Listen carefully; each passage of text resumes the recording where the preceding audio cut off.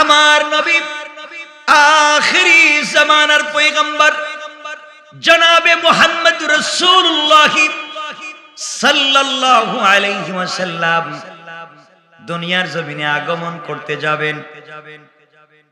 হযরতে আমিনার গর্ভে আব্দুল্লাহর ঔরসে আমার নবী দুনিয়ার জমিনে আগমন করবেন। বাবা রাসূলের জন্মের অনেক আগে ইন্তেকাল করেছেন, মায়ের গর্ভে আছেন। যখন তিনি দুনিয়ার জমিনে আগমন করবেন, আমার বন্ধুগণ যে কথাগুলো বোঝাতে চাই, আমিনা বলেন রাসূল পাক যখন দুনিয়ার জমিনে আগমন করবে, দুনিয়ার মহিলাদের সন্তান ডেলিভারির সময় ব্যথা হয়, দুনিয়ার জমিনে মুহাম্মাদের জন্মের সময় আমি মা কোনো ধরনের ব্যথা অনুভব করি না। আমিনা বলেন বিশ্বনবী যখন দুনিয়ার জমিনে আগমন করতে গেলেন, তিনি দেখেন আসমানের তারকাগুলো, আসমানের চন্দ্র যেন তার কোলে পড়ে যায়, পুরা ঘর যেন আলোকিত করে কি যেন কোলে পড়ে যায়। হযরতে আমিনা বলেন মুহাম্মদ সাল্লাল্লাহু আলাইহি ওয়াসাল্লামের জন্মের পরে আমি কোলে নিলাম, ঘরটা ছিল অন্ধকার, পুরা ঘর আলোকিত হয়ে গেল। হঠাৎ করে দেখি আমার সন্তান আমার কোলে নাই। আহারে বাপ, হারা একটা সন্তান পাইলাম, সন্তানকে নিয়ে গেল, দীর্ঘক্ষণ সন্তান খুঁজে পাই না। কিছুক্ষণ পরে আমার সন্তানকে আমার কোলে আবার ফিরিয়ে দিলাম। তারিখে ইবনে জারির তাবারিতে লিখে একজন লোক এসে আমার কোলে আমার সন্তানকে ফিরিয়ে দিলাম। আমি ডাক দিয়ে বললাম, কে তুমি? আমার সন্তানকে কোথায় নিয়ে গেলে? জবাব হলো, আমি দুনিয়ার কেউ না, আমি হযরতে জিবরাইল। আল্লাহ পাক তার বন্ধুকে দুনিয়ার জমিনে সৃষ্টি করেছে। গোটা পৃথিবীর সৃষ্টি জগৎ, জিন্নাত, ফেরেশতা, সকল লৌহ কলম আরশ কুরসি বিশ্ব নবীকে একটা নজর দেখতে চায়। এই জন্য আল্লাহ নির্দেশে আমি রাসূল পাককে আমার কোলে নিয়া পৃথিবীর পূর্ব থেকে পশ্চিম, উত্তর থেকে দক্ষিণ গোটা দুনিয়া প্রদক্ষিণ করায়া গোটা বিশ্ববাসী থেকে সালাম নিয়া সেই মুহাম্মদকে আপনার কোলে আমি ফিরাইয়া দিলাম।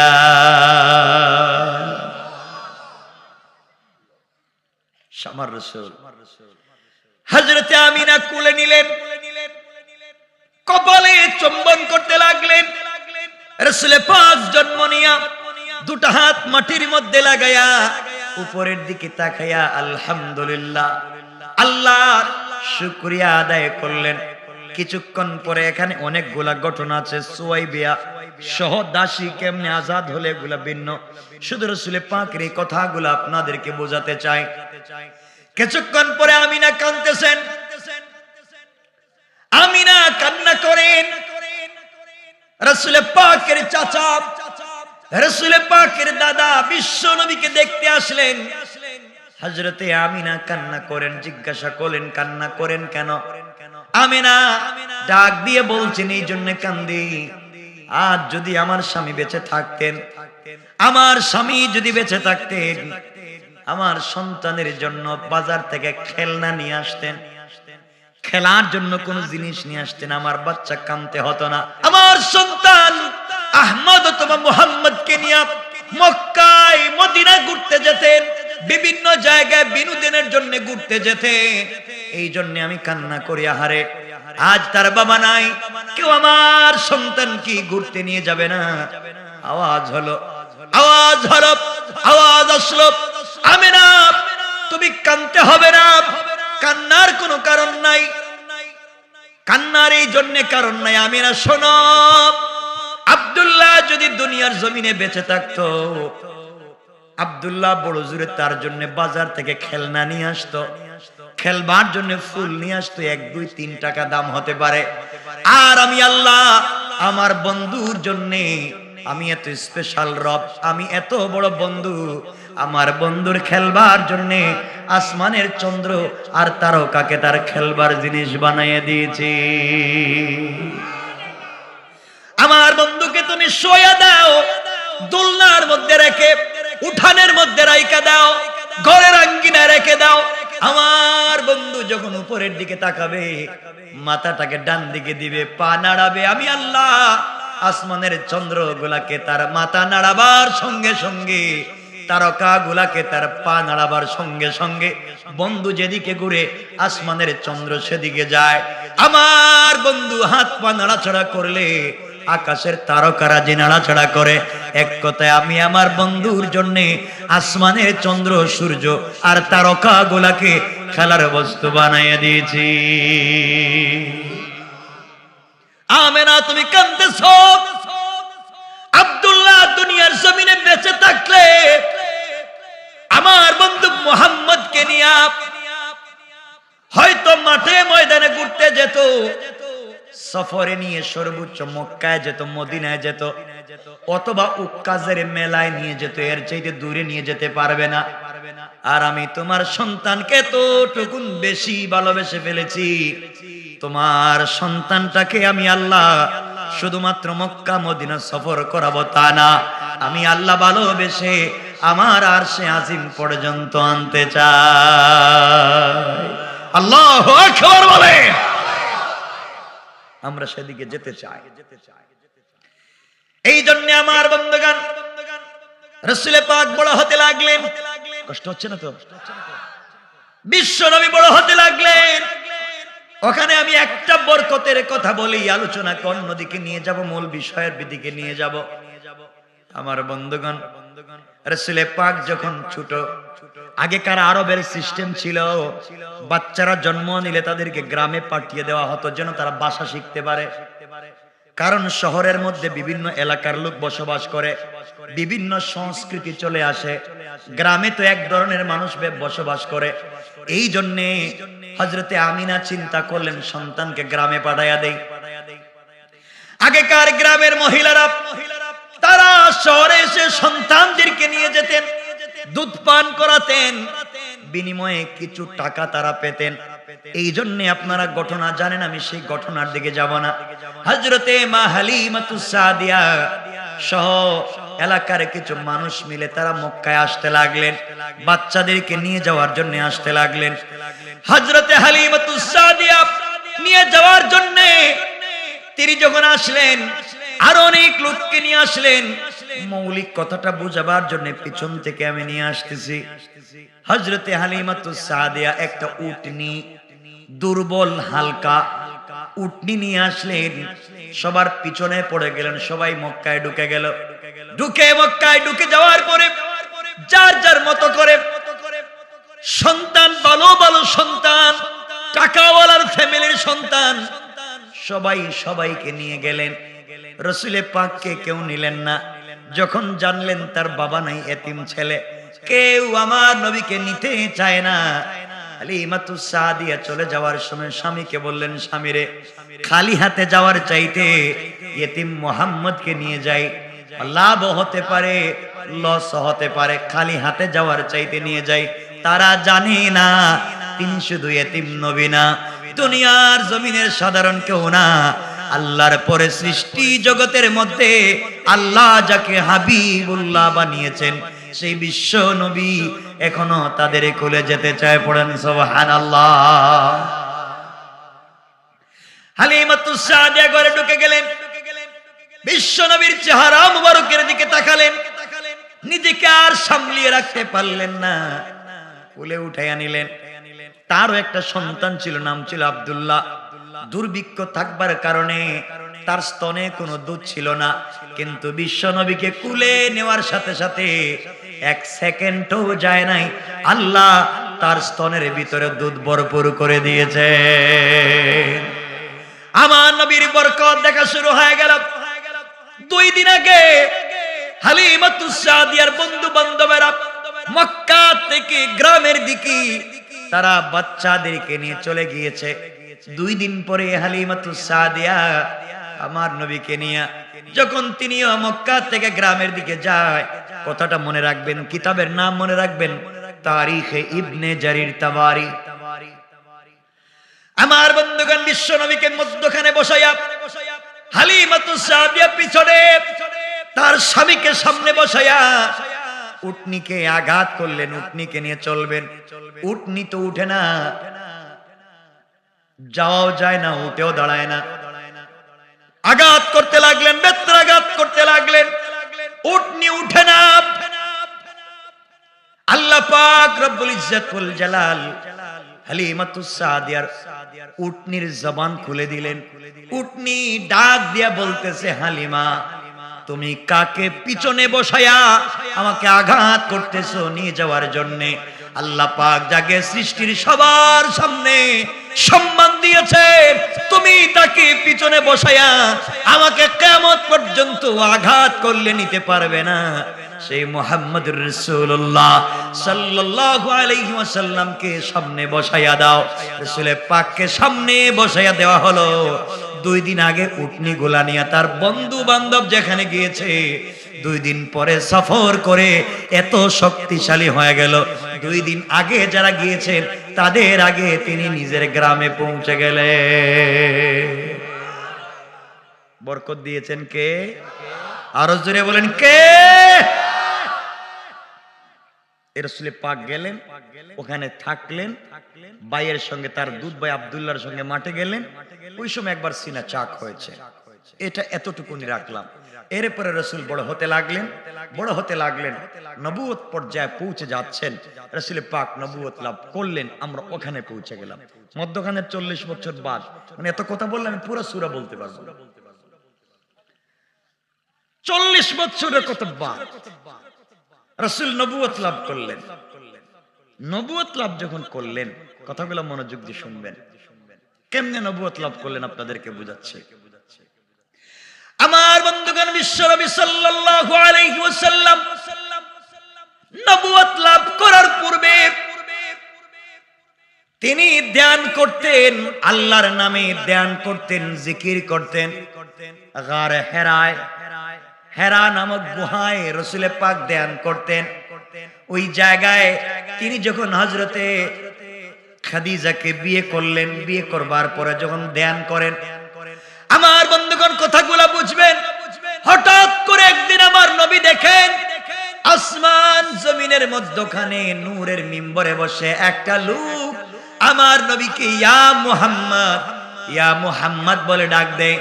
নবীজি আশ্চর্য হয়ে গেলেন, কে আমাকে প্রতিদিন ডাক দেয়, আমি চিনি না। একদিন বাড়িতে আসলেন, স্ত্রী খাদিজাতুল কুবরাকে বলেন, খাদিজা একটা লোক আমাকে প্রতিদিন ইয়া মুহাম্মদ বলে ডাক দেয়, আমি চিনি না। খাদিজাতুল কুবরা বলছেন, স্বামী রে, আমার মন বলতেছে দুনিয়ার কোন জিন্নাত, দুনিয়ার কোন শয়তান আপনাকে ডাকতে পারে না, ধোঁকা দিতে পারে না। আমার মন বলতেছে সে আল্লাহর কোন রহমতের ফেরেশতা হবে। আর যদি ডাক দে, আপনি বলবেন প্রতিদিন আমার নাম ধরে ডাকো, কিছু বলো না কেন? স্ত্রীর পরামর্শ। আমার বন্ধুগণ, এক পর্যায়ে বিশ্বনবী পৌঁছে গেলেন। হঠাৎ করে একদিন দেখেন নূরের মিম্বরে বসে একটা লোক এসে ইয়া মুহাম্মদ বলে ডাক দিয়েছে। আমার নবী বললেন, কে তুমি আমাকে ডাক দিলা? রাসূলে পাক সাল্লাল্লাহু আলাইহি ওয়াসাল্লামকে জিবরাইল বলছেন, ইয়া রাসূলুল্লাহ, আমি দুনিয়ার সাধারণ কেউ না, আমি জিবরাইল।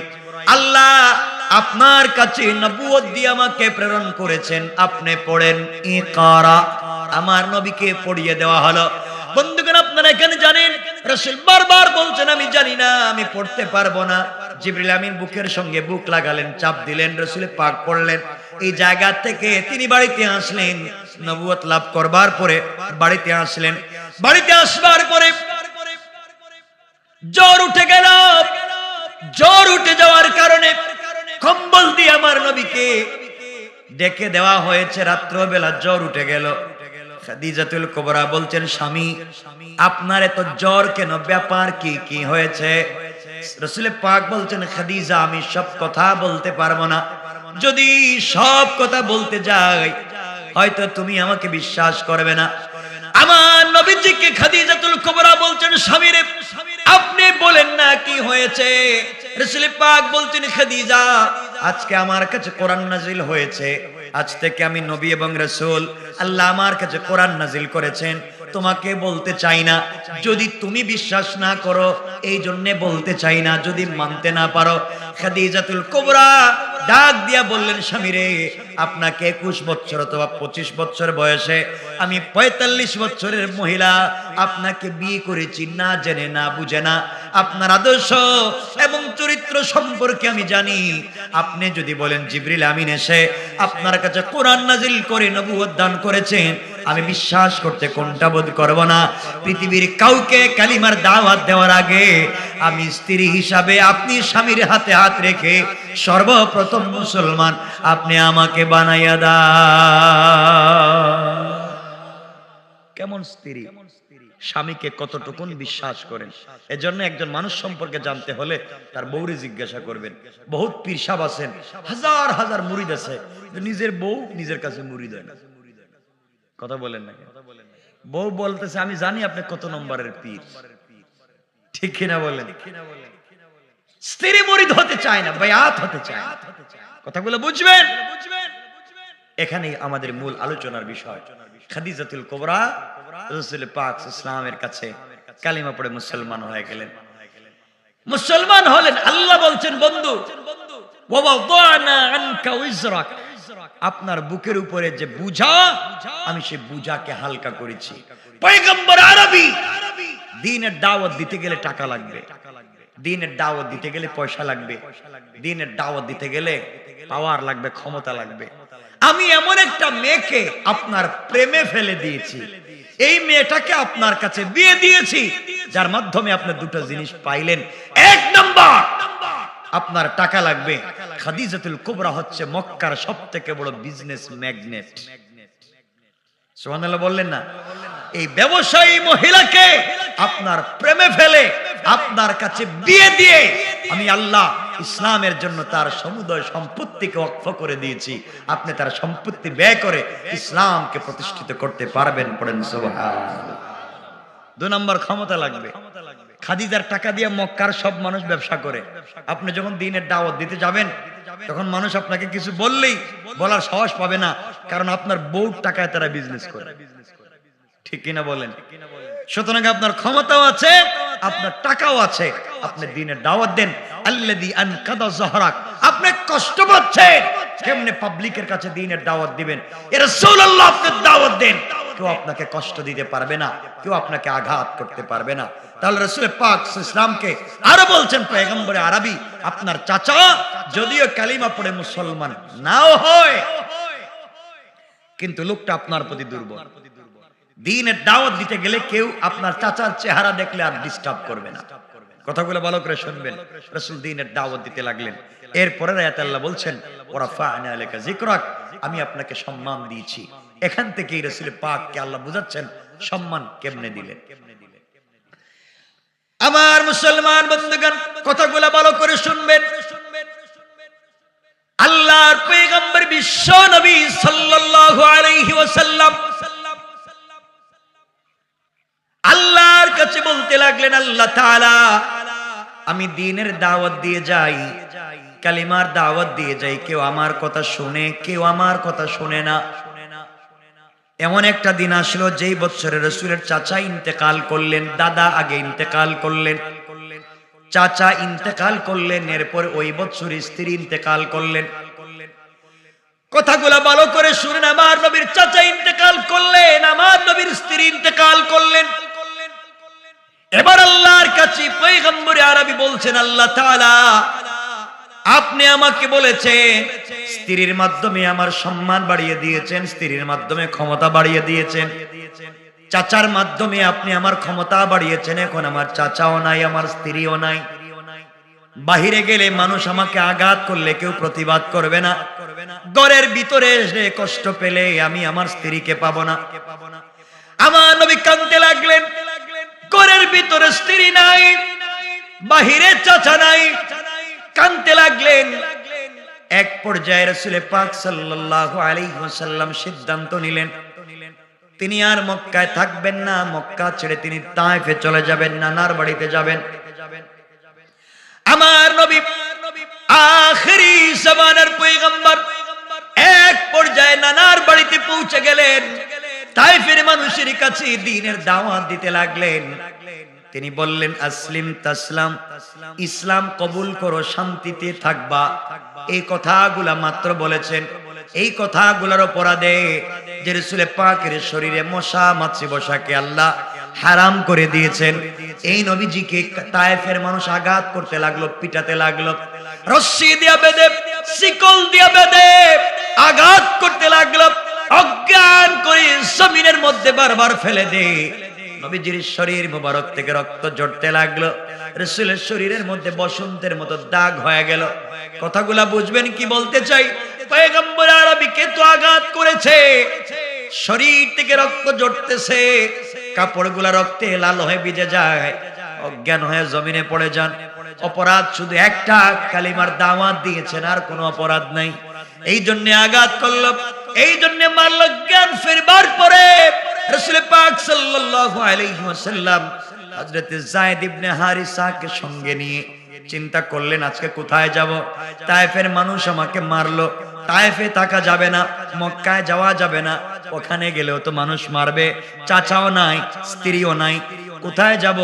এই জন্য তিনি উম্মে হানির বাড়িতে চলে গেলেন, আত্মীয় উম্মে হানির বাড়িতে গেলেন। আমার রাসূলের পা মুবারক ফুলে আছে, গোটা বডি থেকে রক্ত ঝরতেছে, কাপড়গুলা ছেঁড়া, জুতা মুবারক ছেঁড়া, আঘাতের দাগ বডিতে লেগে আছে। দীর্ঘদিন পরে আমার নবী উম্মে হানির ঘরে যখন থাকেন, গভীর রাত্র হয়ে গেলে নিজের শরীরের দিকে তাকালে চোখের পানি ছেড়ে দেন। আহারে, আল্লাহ আমাকে বলেছেন ওয়ারাফা'না লাকা যিকরাক, বন্ধু আপনাকে সম্মান আমি আল্লাহ দিয়েছি। কোথায় আমাকে সম্মান দিলে? মানুষ আমাকে কালিমার দাওয়াত দিলে মারে, আমার পাঞ্জাবি ছেড়ে ফেলে, আমার শরীর থেকে রক্ত ঝরায়। কোথায় আল্লাহ আমাকে সম্মান দিলেন? আল্লাহ তাআলা আপনি আমাকে বলেছেন সম্মান দিয়েছেন, দুনিয়ার মানুষ আমাকে আঘাত করে আমি কোথায় সম্মান পেলাম? এইভাবে যখন আমার নবী কান্না করতে লাগলেন, হঠাৎ করে গভীর রজনীতে উম্মে হানির ঘরে জিবরিল আমিন হাজির হয়ে গেলেন। জিবরাইল এসে আমার নবীকে ঘুম থেকে উঠালেন আর ডেকে বলেন, ইয়া রাসূলুল্লাহি, ইয়া হাবিবাল্লাহ, পয়গম্বরে আরবী, আপনাকে আল্লাহ সম্মান দিয়েছেন, আপনি বলেছেন সম্মান আপনি বুঝে পান নাই, কি হয়েছে আপনি জানেন না, আপনি আমার সঙ্গে উঠেন। এই মুহূর্তে আমার আল্লাহ আসমানের নিচে জমিনের উপরে, তারপরে এত সম্মান কাউকে দেন নাই যেই সম্মান এই মুহূর্তে আল্লাহ আপনাকে দিতে চায়। সুবহানাল্লাহ বলেন। এই সম্মানগুলো পেতে হলে আপনাকে আমাকে এক নাম্বার হলো অহংকার করা যাবে না। দুই নাম্বার আমার আল্লাহ বললেন কোরআনে, আমার আল্লাহ বললেন ওয়াইদা খাতাবাহুমুল জাহিলুনা ক্বালু সালামা। আমার আল্লাহ বলেছেন গোলাম রে, আল্লাহর গোলাম যদি নিজেকে দাবি করো, আল্লাহর গোলামের দুই নাম্বার গুণ হলো আমার গোলামকে কেউ গালি দিলে গালের জবাব দিবে না, মারলে মারির জবাব দিবে না, বরং আমার গোলামকে কেউ যদি দুনিয়ার জমিনে গালি দে, আমার গোলাম গালির জবাবে গালি না দিয়া ওই ব্যক্তির জন্য শান্তি আর সালামতের দোয়া করে যায়। পড়েন সুবহানাল্লাহ। তাহলে আল্লাহর গোলামের দুই নাম্বার গুণ, গালি দেওয়া যাবে। বলেন না, গালি দেওয়া যাবে? আপনারা দেননি, বলেন না, গালি দেওয়া যাবে? গালি কেউ দিলে বিনিময়ে কি দিবেন? সালাম। বিনিময়ে কি দিবেন? কেউ যদি গালি দেয় বিনিময়ে কি দিবেন? বলেন না, সবাই বলেন কি দিবেন? সালাম দেননি আপনারা? দেন না। আজকের থেকে সালাম শুরু করে দিবেন। বাসায় গিয়ে আপনারা তো জীবনে বউরে সালাম দেন না, দেননি? দেন না কেন? কিছু কয় না কেন? আচ্ছা আপনারা বলেন তো, আমাকে একটা কথা বলেন, বউরে সালাম দেন না কেন? বলেন। কিছু কয় না কেন? বুঝলাম, বউরে সালাম দেন না কেন? অবশ্যই দিবেন। রাসূল পাক সাল্লাল্লাহু আলাইহি ওয়াসাল্লামের স্ত্রী আমাদের মা, খাদিজাতুল কুবরা হযরত আয়েশা সিদ্দিকা রাদিয়াল্লাহু তাআলা আনহা বলছেন, ওয়াল্লাহি আল্লাহর কসম, আমার জিন্দেগিতে রাসূল পাককে অনেকবার সালাম দিতে চাইছি, কিন্তু নবীজির আগে নবীজিকে সালাম দিতে পারিনি। সুবহানাল্লাহ বলেন না। নবীজি নিজের স্ত্রীদেরকে সালাম দিবেন, তো আপনারা দেন না কেন? হ্যাঁ, আজকের থেকে গিয়ে সালাম দিবেন? কিছু বলেন না, বলেন আজকে গিয়ে সালাম দিবেন? তো দরজা দাঁড়াইয়া সালাম দিবেন, বউ আসসালামু আলাইকুম ওয়া রাহমাতুল্লাহ বলবেন তো আজকে? বউ বলবো, মা আজকে এটা কি ভূতে ধরলো নাকি? হঠাৎ দিকে সালাম দে, তুমি বলবে এতদিন আমার মাথায় ভূত ছিল, আজকে ভূত গেছে, এজন্য আমি সালাম দিচ্ছি। সালাম দিবেন তো ইনশাআল্লাহ? বলেন সালাম দিবেন, বউর সাথে ভালো ব্যবহার করবেন। কষ্ট হচ্ছে না তো? আমার রাসূল জিবরিল আমিনকে বলছেন, ও জিবরাইল, আল্লাহ আমাকে বলছেন কত সম্মান দিয়েছেন, আমি তো সম্মানের কিছুই পাই না। মক্কাত গেলাম মুটায়, তায়েফে গেলাম, তায়েফের মানুষ আমাকে পিটায়, তো আল্লাহ যে বললেন আমার এত সম্মান দিয়েছেন, খালি মায়ের খাইতেছি, শরীরটা লাল হয়ে গেছে, রক্ত পড়তেছে, পাঞ্জাবি ছেঁড়া, জুতা ছেঁড়া, আমার সম্মান কোথায়? জিবরিল আমিন বলছেন, ইয়া রাসূলুল্লাহ, আপনি ঘুম থেকে উঠেন, আমার সঙ্গে চলেন কাবা চত্বরে, আপনাকে কাবা চত্বরে নিয়ে যাই। রাসূল পাককে জিবরিল আমিন কাবা চত্বরে নিয়ে গেলেন, শোয়া দিলেন, বুকটা কাটলেন, বুকের ভিতর থেকে কলবটাকে বের করলেন, জমজমের পানি দিয়ে ধুইলেন, কেটের ভিতর থেকে কালো কালো কি বের করে ফেলে দিলেন। এরপরে ইলম এবং হিকমত নূরের তস্তরিতে করে হযরত জিবরিল আমিন নিয়ে আসছিলেন ইলম এবং হিকমত, রাসূল পাকের ভিতরে ঢুকায়া আবার লাগায়া দিলেন। জিবরাইল বলছেন, ইয়া রাসূলুল্লাহ, এখন আপনার কেমন লাগে? ইয়া রাসূলুল্লাহ, আপনার এখন কেমন লাগে? রাসূল পাক বলছেন, ও জিবরাইল, তুমি কেমনে আমার বুকটা কাটলে, কি জন্য ঢুকায়া দিলে, কি জন্য দুইয়া বের করে দিলে? এখন তো আমি চক্ষু বন্ধ করলে যেন আল্লাহর আরশ আজিম পর্যন্ত দেখতে পারি। আল্লাহু আকবার। ইলম এবং হিকমত। আমার বন্ধুগণ, জিবরিল আমিন বলছেন, ইয়া রাসূলুল্লাহ, চলেন না, আপনাকে নিয়ে যাই। কোথায় যাইবেন এখন? আর চলেন, আপনাকে আরেক জায়গায় নিয়ে যাই। জিবরাইল জানেন কিছু? আমার মা নাই, আমার বাপও নাই, আমার একটা ভাইও নাই, বোনও নাই, রাত্রেবেলা বাইরে হইছি, আমার কাপড় ছেঁড়া, জুতাটাও ছেঁড়া, কই নিয়ে যাইবে আমারে তুমি? জিবরিল আমিন বলছেন, ইয়া রাসূলুল্লাহ, আপনি উঠেন, আল্লাহ আপনাকে সম্মান দিয়ে বলেছেন, ওয়া রাফা'না লাকা যিকরাক, আমি আল্লাহ কি আপনাকে সম্মান দেই নাই? পয়গম্বরে আরবি, আপনি নাকি সম্মান পান নাই, চলেন আপনাকে নিয়ে যাই। জিবরিল আমিন আমার নবীকে নিয়ে যাইতে যাইতে তিনি চলে গেলেন বাইতুল মুকাদ্দাস পর্যন্ত। বাইতুল মুকাদ্দাস পৌঁছে গেলেন, প্যালেস্টাইনে পৌঁছে গেলেন, জেরুজালেম পৌঁছে গেলেন। আল্লাহ পাক আদম থেকে নিয়ে ঈসা নবী পর্যন্ত সকল পয়গম্বরদেরকে আগে থেকে বাইতুল মুকাদ্দাস মসজিদে জমা করে রেখে দিয়েছেন। আমার নবীকে নিয়ে জিবরিল আমিন হাজির হয়ে গেলেন। যাওয়ার পরে কেউ ডাক দিয়ে বললেন, আদম সফিউল্লাহ, আপনি 2 রাকাত সালাত পড়ান। কেউ বলছেন ইব্রাহিম খলিলুল্লাহ, আপনি 2 রাকাত নামাজ পড়ান। কেউ বলছেন ঈসা রূহুল্লাহ, আপনি 2 রাকাত নামাজ পড়ান। কেউ বলছেন মুসা কালিমুল্লাহ, আপনি 2 রাকাত নামাজ পড়ান। কেউ যখন নামাজ পড়াতে সামনে যায় না, আল্লাহ ডাক দিয়া বলছেন, জিবরাইল রে, আদম থেকে ঈসা নবী পর্যন্ত সকল পয়গম্বরদেরকে আমি আল্লাহ এক জায়গায় জমা করে রেখে দিয়েছি। আজ সকল নবীরা হবেন মুসল্লি আর মুক্তাদি, আজকের ইমাম হবে আমার নবী বিশ্ব নবী। বিশ্ব নবী সবার সামনে দাঁড়িয়ে গেলেন, ইমামতি করলেন। আল্লাহ বললেন, বন্ধুরে, ওয়ারাফা'না লাকা যিকরাক, আমি কি তোমার সম্মান বাড়াইনি? তুমি যে বলছিলা তোমার সম্মান কই, দেখো না তাকায়া, আদম থেকে ঈসা নবী পর্যন্ত সকল পয়গম্বর আজকের মসজিদের মুসল্লি আর মুক্তাদি, আমি আল্লাহ সবার সামনে তোমাকে ইমাম বানাইয়া দিলাম। আল্লাহু আকবার। আল্লাহ পারেন কি পারেন না? কথা বলেন, পারেন কি পারেন না? আমার নবীর অনেক সম্মান। কষ্ট হইতেছে মনে হয় আপনাদের? কিছুক্ষণ কথা বলবো, একটু দেখি তো, একটু হাত উঠান তো, এখন কার কার কষ্ট হচ্ছে?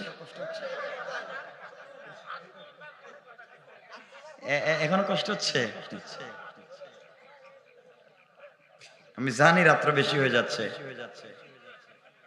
বসে আছেন, ভালো লাগতেছে কি? উঠবেন না? উঠলে আমি রাইকা দিব। আপনারা যদি বলেন তাইলে একটা জায়গা পর্যন্ত পৌঁছবো আজকে ইনশাআল্লাহ। আমার বন্ধুগণ শুনেন, রাসূল পাককে যে আল্লাহ সম্মান দিয়েছেন, সম্মান পাইছেন নি? কথা বলেন, পাইছেন? এবার জিবরাইল বলছেন, ইয়া রাসূলুল্লাহ আপনি খুশি? মহা খুশি, আল্লাহ আমাকে সব নবীদের ইমাম বানাইছেন। জিবরাইল বলছেন, ইয়া রাসূলুল্লাহ শেষ না, আপনারে যে বন্ধু বানাইছে, হাবিবুল্লাহ বানাইছেন, এই আল্লাহ আপনার জন্য অপেক্ষা করতেছেন। কোথায়? আরশে আজিমে। আমি না এখন প্যালেস্টাইনে, আল্লাহ অপেক্ষা করতেছেন আপনার সঙ্গে দেখা করবেন। বন্ধুর পরিচয় তো বিপদে। আপনার বউ নাই, আপনার চাচা নাই, আপনার দাদা নাই, আপনার ভাই নাই, আপনার বোন নাই, আপনার বন্ধু আল্লাহ। আল্লাহ চায় না আপনাকে কষ্ট দিতে। বন্ধুর পরিচয় তো বিপদে কষ্ট দূর করতে। আল্লাহ আপনাকে তার বাড়িতে নিতে চায়। আসতে বললেন সুবহানাল্লাহ। অনেকগুলা ব্যাখ্যা, আমরা শুধু একটা ব্যাখ্যার দিকে যাব। অনেকে বলবেন ও বিভিন্ন কথা, আমি শুধু একটা আয়াতের কথা বলি। আল্লাহ বলছেন ফাকাবা কাউসাইনি আও আদনা। আল্লাহ বলছেন ধনুক বাঁকা করলে যত, ধনুক তো চিনেন, ধনুক, ধনুক বাঁকা করলে যত কাছে আসে, আল্লাহ এবং তার রাসূল তত কাছাকাছি বসে কথা বলেছে। একটু জোরে পড়েন না সুবহানাল্লাহ। এই জায়গায় আমরা যেতে চাই। জিবরাইলকে বলছেন, ও জিবরাইল আমারে নিয়ে কই যাইবা এখন? আপনারে নিয়ে এখন আরশে মুআল্লা যাব। কোন দিকে যাইবা তুমি? আমার না কাপড় ছেঁড়া, জুতাও ছেঁড়া, ওইটা নিয়ে আরশে আজিম পর্যন্ত যাব। চলেন না, আল্লাহ আপনার জন্য অপেক্ষা করতেছেন। সুবহানাল্লাহ। আল্লাহ শুধু বলবেন আর আমরা আজকে বুঝবো ওয়ারাফা'না লাকা যিকরাক কেমনে সম্মান দিলেন। আমার মুসলমান বন্ধুগণ, এবার বিশ্বনবী জিবরিল আমিনের সঙ্গে চললেন উপরের দিকে, ঊর্ধ্ব গগনে। প্রথম আসমানের দরজায় পৌঁছে গেলেন। এবার জিবরিল আমিন ডাক দিয়ে বলছেন, আসমানের প্রহরীরা দরজা খুলে দাও। ভিতর থেকে আওয়াজ এসেছে, কে? আমি জিবরাইল। জিবরাইল বেয়াদবি মাফ করবেন, আপনার জন্য খুলে দেওয়া যাবে না। কেন তোমরা আসমানের প্রথম গেট খুলবা না? ও জিবরাইল, পৃথিবীর জন্ম থেকে নিয়ে আজ অবধি পর্যন্ত আল্লাহ তাআলা আসমানের প্রথম গেট থেকে নিয়ে আরশে মুআল্লা পর্যন্ত ডিজাইন করেছেন। আল্লাহ তাআলা স্ট্রাকচার সুন্দর করে ডেকোরেশন করেছেন। জান্নাতের প্রথম গেট থেকে লাল গালিচা বিছিয়ে দিয়েছেন। সিদরাতুল মুনতাহা পর্যন্ত আমার আল্লাহ জান্নাতুল ফিরদাউস থেকে কাঁচা ফুল এনে ছিটাইয়া দিয়েছেন। আমার আল্লাহ জান্নাতুন নাঈম থেকে মেশকে আম্বর এনে ছেড়ে দিয়েছেন। ও জিবরাইল, এই রাস্তা দিয়ে কেউ যাবে না, একমাত্র তার বন্ধু হাবিবুল্লাহ বিশ্ব নবী সরকারে কায়নাতের জন্য আল্লাহ সংবর্ধনা দিতে গিয়া লাল গালিচা বিছাইয়া সংবর্ধনা দেওয়ার জন্য লক্ষ লক্ষ রহমতের ফেরেশতা হাজার বছর থেকে দাঁড় করায় রেখে দিয়েছেন। এই জন্য গেট বন্ধ, গেট খুলে দেওয়া যাবে না। জিবরাইল হুঙ্কার দিয়া বলছেন, প্রহরীরা খুলে দাও। এতক্ষণ পর্যন্ত তোমরা যা বললে, আল্লাহ পাক যার জন্য সাজাইলেন, যার জন্য এত ডিজাইন করেছেন, যার জন্য লাল গালিচা বিছিয়ে দিয়েছেন, সেই বন্ধু বিশ্ব নবী আমার সঙ্গে আছেন, আল্লাহর সঙ্গে দেখা করবেন। খুলে দাও, খুলে দাও। রাসূল আমার সঙ্গে আল্লাহর সঙ্গে দেখা করতে চায়। আমার নবীর নাম শুনবার পরে ফেরেশতারা যখন আসমানের প্রথম দরজা খুলে দিলেন, আমার নবী পা দিয়া প্রথমেই যেই জিনিস দেখলেন, তাকায়া তাকায়া মুস্কি হাসা শুরু করে দিয়েছে, চোখের পানি মুছে দিলেন। জিবরাইলকে বলছেন, জিবরাইল রে, আল্লাহ আমাকে এত ভালোবাসেন জানি না। আসমানের প্রথম দরজা আকাশে দেখি আসমানটাকে আল্লাহ যেমন ডিজাইন করেছেন, লাল ফুল দিয়া গালিচা বিছিয়ে যে স্ট্রাকচার সুন্দর করেছেন, আল্লাহ রাব্বুল ইজ্জত ওয়াল জালাল যে ডেকোরেশন করেছেন, পুরো আসমানের প্রথম গেটের পুরাটা ডেকোরেশন আমার আল্লাহ আমার নামটা দিয়া সাজাইয়া দিয়েছে। এটা তো আমার নাম। জিবরিল আমিন বলছেন, ইয়া রাসূলুল্লাহ ওয়া রাফা'না লাকা যিকরাক, আল্লাহ আপনাকে সম্মান দিয়া কতটুকুন ভালোবাসে আপনি জানেন না।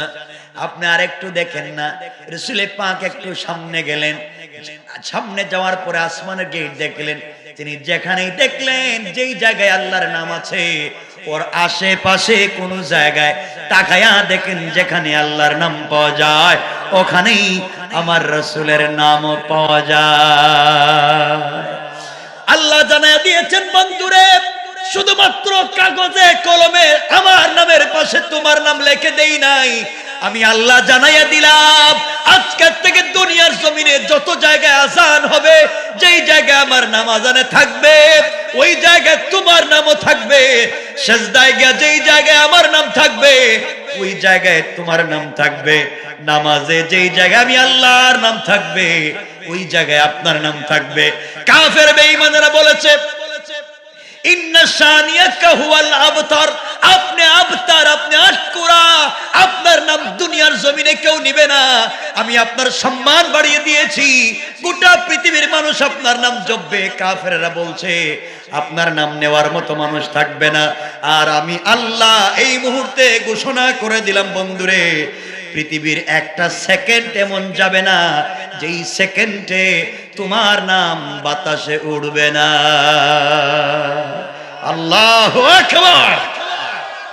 বন্ধু তোমার নাম বাতাসে উড়াইয়া দিলাম, যতক্ষণ পর্যন্ত পৃথিবী থাকবে পৃথিবীর কোথাও না কোথাও আযান হবে, কোথাও না কোথাও নামাজ হবে। বাংলাদেশে নামাজ শেষ, আফগানিস্তানে শুরু, ইরাকে শুরু, ওখানে নামাজ শেষ, সৌদি আরবে শুরু, ওখানে নামাজ শেষ, ইউরোপে শুরু, ওখানে নামাজ শেষ, আমেরিকায় শুরু। বন্ধু পৃথিবীর একটা সেকেন্ডও যাবে না, প্রত্যেকটা সেকেন্ডে আমার নাম বাতাসে উড়বে, তোমার নামও সাথে সাথে উড়বে।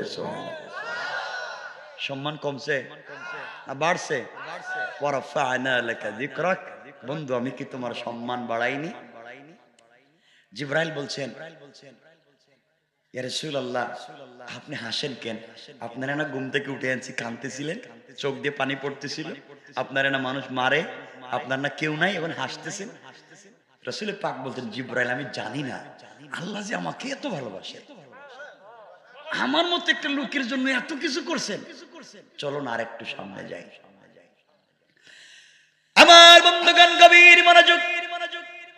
এইভাবে যদি এক একটা আসমানের বর্ণনা দেই, কোন নবীর সঙ্গে দেখা হলো, কি দেখলেন, তাহলে তো এক রাত এক এক আসমানে যাবে। এই জন্য এগুলার আলোচনা আজকে করব না, মূলে চলে যাব। প্রত্যেক আসমানে এক একজন পয়গম্বরের সঙ্গে দেখা হয়েছে, এক একটা কথা বলেছেন। যেতে যেতে আমার নবী জান্নাতে গেলেন, জাহান্নামে গেলেন, সাত আসমানের উপরে উঠে গেলেন, সপ্তম আকাশের উপরে উঠে আমার নবী পৌঁছে গেলেন সিদরাতুল মুনতাহায়, যার কাছে আছে ইনদাহা জান্নাতুল মাওয়া, যার কাছে জান্নাতুল মাওয়া, সিদরাতুল মুনতাহা বলা হয়। সিদরাতুন মানে কুল গাছ, বড়ই গাছ, মুনতাহা মানে ইন্তেহা, সৃষ্টির শেষ প্রান্তর। অর্থাৎ আল্লাহ সৃষ্টির শেষ প্রান্তরে একটা বড়ই গাছ লাগাইয়া রাখছেন, এক একটা বড়ই 10 মণ থেকে 70 মণ ওজন। না এগুলো আগামী বছর কেমন? সুবহানাল্লাহ বলেন না। কি রে ভাই, মনে হচ্ছে আমি ওয়াজ করতেছি মনে হয় রোহিঙ্গাদের এলাকায়। হ্যাঁ ভাষা বুঝতেছে না। এক একটা বড়ই 10 মণ থেকে 70 মণ ওজন, আর এক একটা পাতা হাতির কানের মতো বড় বড়। জিবরাইলকে বলছেন, জিবরাইল আমি গাছের কাছে যাই। নবীজিকে জিবরাইল বলছেন যান। রাসূল গাছের কাছে গেছেন, পাতায় হাত দিয়ে হাসতেছেন এতটুকুন যে রাসূলের সামনে দুইটা দাঁত বের হয়ে গেছে। সুবহানাল্লাহ বললেন না? জিবরাইল বলছেন হাসেন কেন? নবীজি বলছেন জিবরাইল আমার কাছে আসো, একটা জিনিস দেখাই বাচ্চাদের মতো। জিবরাইল কাছে গেছেন, রাসূল পাতায় হাত দিয়ে বললেন জিবরাইল দেখ না, গাছে পাতা ধরছে তাও সিদরাতুল মুনতাহায়, আর পাতার এক সাইডে আল্লাহর নাম, অপর সাইডে আমি রাসূলের নাম। আল্লাহু আকবার। ওয়া রাফা'না লাকা যিকরাক। বন্ধু তোমার সম্মান শুধু জমিনে না, সিদরাতুল মুনতাহায়। জিবরাইল আমিন বলছেন ইয়া রাসূলুল্লাহ আপনি এখানে থাকবেন নাকি জান্নাতে দেখতে যাইবেন? চলুন একটু জান্নাতটা ঘুরে আসি। আমার বন্ধুগণ, আমার নবী পৌঁছে গেলেন জান্নাতুল ফিরদাউসে। জান্নাতুল ফিরদাউসের গেটে পৌঁছে গেলেন। গেটের সামনে দাঁড়ায়া দেখে এক একটা ইট হীরা জবরদস্ত ইয়াকুত মণি মুক্তা পাথর দিয়ে তৈরি করা, সুন্দর করে সাজানো গোছানো। সালাম দিলেন, ভিতরে ঢুকলেন। জান্নাতের গেটে গিয়ে দেখে জান্নাতুল ফিরদাউসের প্রথম গেটটার ডিজাইন মুহাম্মাদুর রাসূলুল্লাহ। আমার নবীর নাম দিয়া প্রথম গেটটা ডিজাইন করে রাখা। আমার নবীজি গেলেন, জিবরিল আমিন বলছেন ইয়া রাসূলুল্লাহ এটা আপনার আবু বকরের বাড়ি, ওটা ওমরের বাড়ি, ওটা আলীর বাড়ি, ওটা ওসমানের বাড়ি। নবীজি দেখতেছেন আর ঘুরতেছেন। হঠাৎ করে আমার নবী শুনেন জান্নাতের ভিতরে কে যেন হেঁটে যায়। নবীজি ডাক দিয়ে বলছেন জিবরাইল বলো আমার আগে কি কেউ জান্নাতে এসেছে? জিবরাইল বলছেন ইয়া রাসূলুল্লাহ না না, আপনার আগে কেউ জান্নাতে আসে নাই, আপনি তো প্রথমে আসলেন। জিবরাইল রে তাহলে জান্নাতের ভিতরে হাঁটে কে? আমার মন বলতেছে আমার আগে কে হেঁটে যায় না। সাইর হাদিস। জিবরাইল ডাক দিয়া বলছেন ইয়া রাসূলুল্লাহ কান লাগাইয়া শুনেন কে হেঁটে যায়। নবীজি কান লাগাইয়া শুনেন, এটা দামি জুতা না, কাঠের জুতা, খড়মের আওয়াজ শোনা যায়। আমার নবীজি চোখের পানি ছেড়ে ডাক দিয়া বলছেন জিবরাইল দুনিয়ার জমিনে কাঠের জুতা, খড়মের জুতা আমার কালো বেলাল ছাড়া কেউ পরে না। আমার বেলাল কাঠের জুতা, খড়মের জুতা পরে। জিবরাইল রে এটা কি আমার কালো বেলালের পায়ের আওয়াজ শোনা যায় কিনা? জিবরাইল বলছেন ইয়া রাসূলুল্লাহ আপনি একটু তালাশ করে দেখেন কার আওয়াজ। নবীজি সিদ্ধান্ত নিলেন এটা জিবরাইল, এটা হযরতে বেলালের পায়ের আওয়াজ। চিৎকার করে কান্না শুরু করে দিলেন। আওয়াজ হলো, আওয়াজ আসলো বন্ধুরা আপনি কাঁদবেন না, আপনাকে কাঁদাবার জন্য আমি আল্লাহ জান্নাতে নিয়ে আসি নাই, আপনি কাঁদবেন না। যার পায়ের আওয়াজ শুনেছে সে বেলাল, এতে সন্দেহ নাই। কেন আপনার আগে আমি বেলালের পায়ের আওয়াজকে জান্নাতে পৌঁছে দিলাম। বন্ধুরে বেলাল আপনাকে ভালোবাসে, বেলাল আমাকে ভালোবাসে। বেলাল তোমাকে পাওয়ার জন্য, আমাকে পাওয়ার জন্য বুকের উপরে পাথর চাপা দিয়া হাত বলেছে। তাকে উত্তপ্ত বালির মধ্যে, পাথরের মধ্যে টানা হেচড়া করা হয়েছে।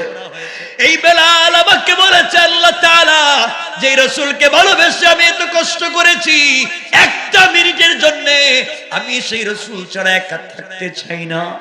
রাসূল যেখানে থাকবেন আমি ওখানে থাকতে চাই। রাসূল যেই জান্নাতে যাবেন ওই জান্নাতে আমি যেতে চাই। বন্ধুরে আপনি সবাইকে ফাঁকি দিয়ে আমার কাছে আসতে পারে, আমি আমার বেলালকে বাদ দিতে পারি না। আমি ওই দিন আমার বেলালের কথাকে গ্রহণ করে নিয়েছি। এই জন্য আমি আল্লাহ আপনি আসার আগে আগে আমার বেলালের পায়ের আওয়াজকে রেকর্ড করে জান্নাতে ছেড়ে দিয়েছি। কেমন মানুষ পায়ের আওয়াজও জান্নাতে পৌঁছে যায়। সংক্ষেপ করে বলি আমার নবী মেরাজ থেকে আসলেন। বাইরে তোর মাইক এমনি পয়লা থেকে ডিস্টার্ব দিতেছে, আওয়াজ গেছে গা, আওয়াজ কি দিব?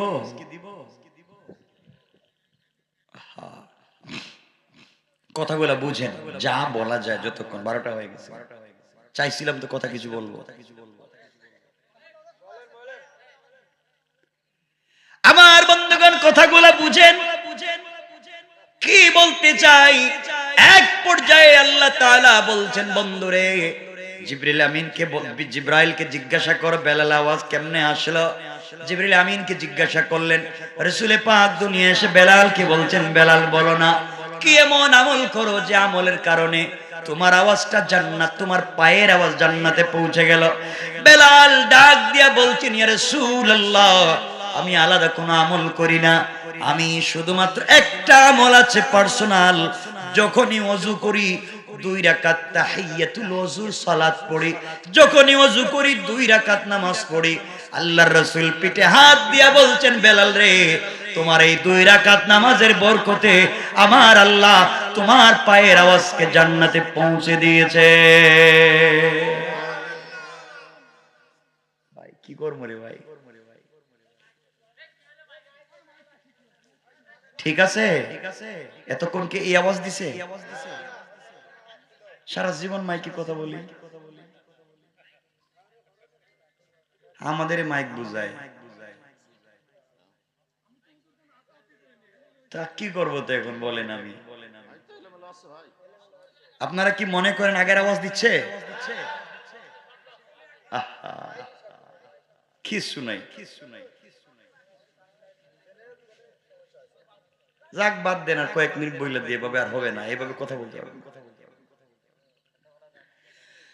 আমার মুসলমান বন্ধুগণ, কথাগুলো শুনেন কি বলতে চাই।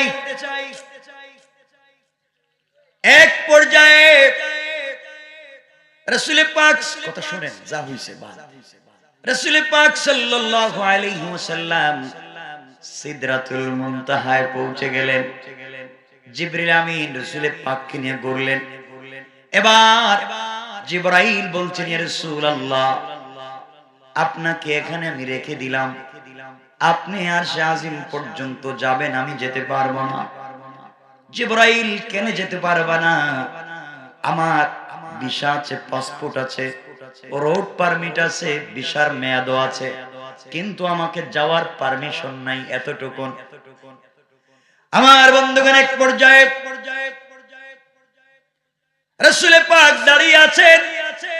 জিবরিল আমিন বলছেন, ইয়া রাসূলুল্লাহ, এখান থেকে আল্লাহ আপনাকে ইস্তেকবাল করে সংবর্ধনা দিয়ে স্পেশাল ভাবে আপনাকে নিয়ে যাবেন, আমি যাব না।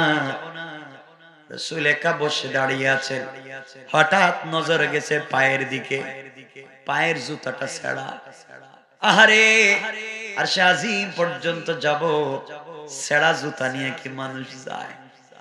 আমার নবীর মনে পড়ে গিয়েছে মুসা কালিমুল্লাহর কথা। মুসা কালিমুল্লাহ আল্লাহর সঙ্গে কথা বলবার জন্য তুর পাহাড়ে গিয়েছিলেন। আল্লাহ মুসাকে বলছেন, মুসা ফাখলানা আলাইকা ইন্নাকা বিল ওয়াদিল মুকদ্দাস তুওয়া। ও মুসা, এটা পবিত্র উপত্যকা তুর সাইনা, পবিত্র পাহাড়, জুতা নিয়ে আসা যায় না, জুতা খুলে তুমি আসো। নবীজি চিন্তা করলেন, মুসার মতো পয়গম্বরকে আল্লাহ জুতা নিয়া তাকে পাহাড়ে যাইতে দিলেন না, আমি কেমনে জুতা নিয়া আরশে আজিমে যাই? জুতা খুলে ফেললেন। আওয়াজ হলো, আওয়াজ আসলো, বন্ধুরে জুতা খুলবেন না, আপনি জুতা পায়ে দে। আপনার জুতার নিচে যে দুলি কণা গোলা রয়েছে, ওই দুলি কণা গোলার মাধ্যমে আমি আল্লাহ আমার আরশে আজিমকে সম্মানিত করতে চাই। আল্লাহু আকবার। ওয়া রাফা'না লাকা যিকরাক। বন্ধু, তোমারে শুধু সম্মান দিছি না, তোমার পায়ের জুতার নিচের দুলি কণারও সম্মান দিছি। চিন্তা করতেছেন রাসূলের সম্মান। আমরা ওয়া রাফা'না লাকা যিকরাকে আছি। কষ্ট হচ্ছে না তো?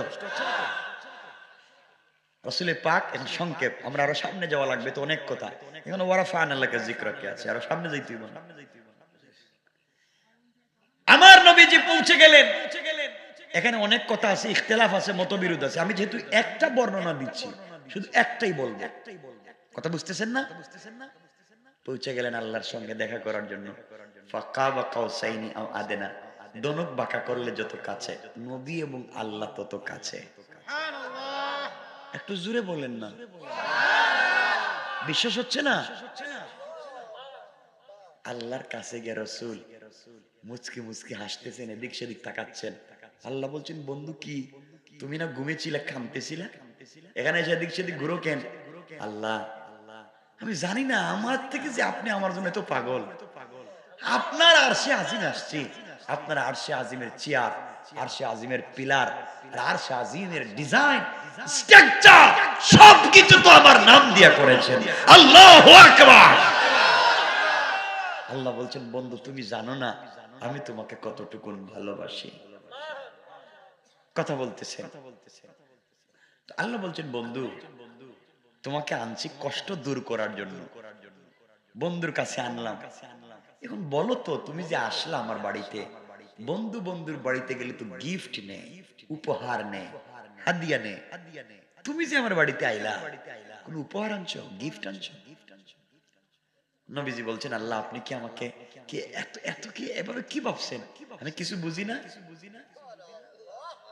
আমি তো খালি হাতে আসি নাই, আমি হাদিয়া আনছি। আল্লাহ বলছেন, তাহলে হাদিয়াটা দাও। সুবহানাল্লাহ বলবেন না? কি হাদিয়া আনছো আমার জন্য? খালি হাতে আইছো, আর হাদিয়া আনছো? আনছি তো, আমি খালি হাতে যাই না। আল্লাহ বলেন হাদিয়া দাও। আমার নবী জবাব দিচ্ছেন, আত্তাহিয়াতু লিল্লাহি ওয়াস সালাওয়াতু ওয়াত তাইয়্যিবাত। আমার আল্লাহ তাআলা, আমার কলিজার টুকরা আল্লাহ, আমি আপনার জন্য গোটা জিন্দেগীর সকল সালাত, সকল সালাম, সকল পবিত্রতা যা আছে এই মুহূর্তে সবকিছু আপনাকে হাদিয়া করে দিলাম। আল্লাহ খুশি হয়ে গেছেন, এত হাদিয়া। আমার আল্লাহ বলছেন, আসসালামু আলাইনা ওয়া আলা ইবাদিল্লাহিস সালিহিন।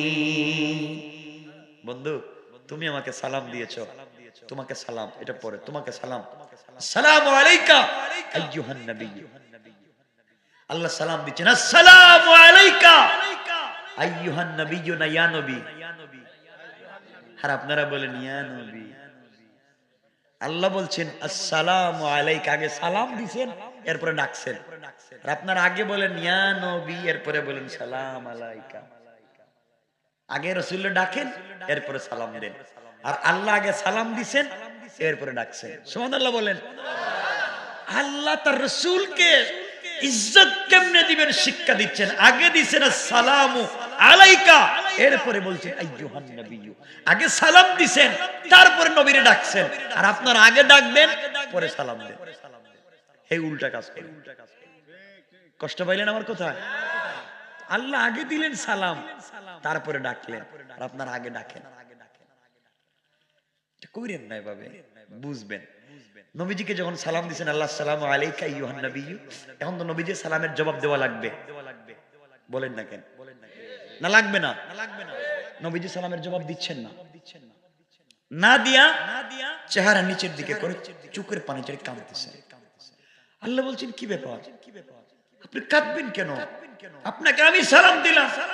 রাসূলুল্লাহ, আপনার কি ফাতেমার কথা মনে পড়েছে? আপনার কি খাদিজার কথা মনে পড়ছে? আপনার কি আরো কারো কথা মনে পড়ছে? নবীজি বলছেন, আল্লাহ আমার কারো কথা মনে পড়ে নাই।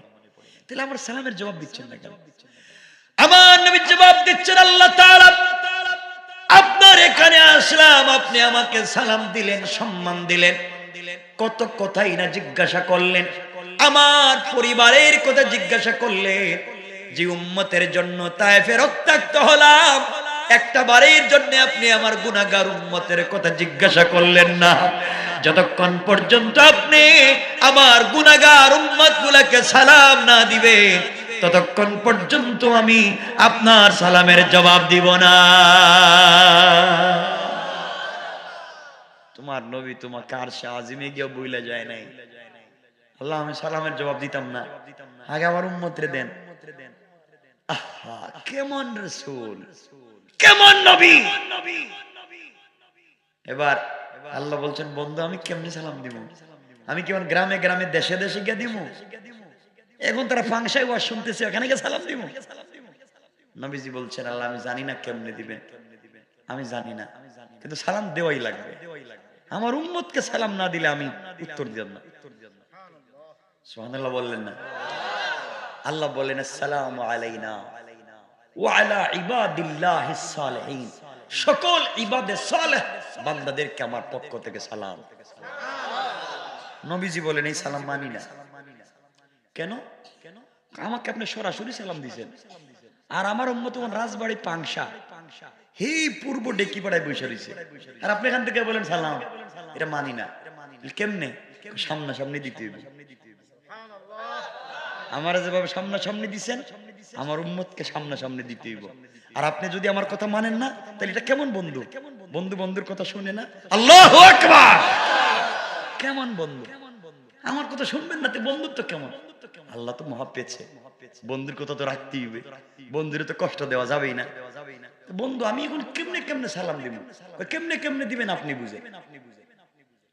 আল্লাহ বলেন বন্ধু তাহলে কাজ করি, আমরা গ্রামে গ্রামে দেশে দেশে গিয়ে সালাম দিতে পারবো না, তোমারে আবার রাগাইতে পারবো না, কষ্ট দিতে পারবো না। কথা দিলাম তোমার উম্মতের সঙ্গে জান্নাতে যখন আমার দেখা হবে, আমি কথা দিলাম সরাসরি তাদেরকে সালাম দিব। নবীজি খুশি হয়ে গেছেন, খুশি হয়ে বলছেন আল্লাহ মানি, আপনি আমার উম্মতকে সরাসরি জান্নাতে সালাম দিবেন, কিন্তু আর আমি আল্লাহ দাঁড়াইয়া দাঁড়াইয়া সামনা সামনি তোমার উম্মতকে সালাম দেওয়ার ওয়াদা দিলাম।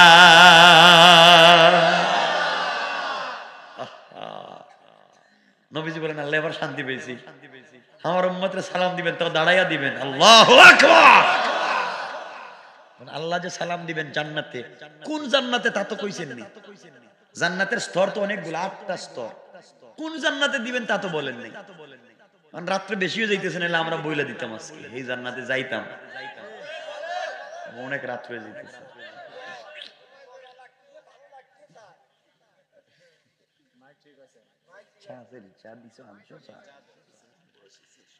কোন জান্নাতে এটা বলেন নাই, কিন্তু আমরা বলি রাসূল হাদিসে বলছেন এই জান্নাতের নাম দারুস সালাম, জান্নাতের নামই সালামের জান্নাত। সুবহানাল্লাহ বলেন না? দারুস সালাম এটা এমন এক জান্নাত, যেই জান্নাতে আল্লাহ নিজের হাতে উম্মতের জন্য খেজুর গাছ লাগাইছেন, যেই জান্নাতে আল্লাহ নিজে আয়েশা দেখা করবেন। এই জান্নাতে যাইতে চান? আজকে আমরা প্রোগ্রামে এই জান্নাতে যাব একবার ইনশাআল্লাহ। বলেন সবাই, বলেন ইনশাআল্লাহ আমরা যাব।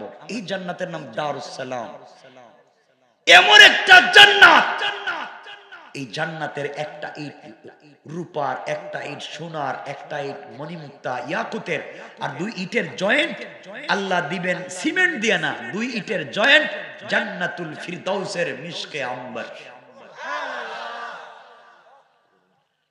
এইটা দিয়া দিবেন এই জান্নাত। এখানে আল্লাহ একটা প্রোগ্রাম করবেন, এই প্রোগ্রামে হামদে বারি তাআলা পরিবেশন করার জন্য আল্লাহ দাওয়াত করবেন হযরত ইসরাফিলকে, বিশেষ অতিথি হিসেবে দাওয়াত করবেন পয়গম্বর দাউদ আলাইহিস সালামকে, প্রধান অতিথি হিসেবে দাওয়াত করবেন আমার নবী আপনার নবী বিশ্ব নবীকে, আর সভাপতিত্ব করবেন স্বয়ং আল্লাহ। আমরা এই প্রোগ্রাম পর্যন্ত আজকে যাওয়ার নিয়ত আছে, কিন্তু আপনাদের কষ্ট হচ্ছে আমি বুঝতেছি, যতই না কোন।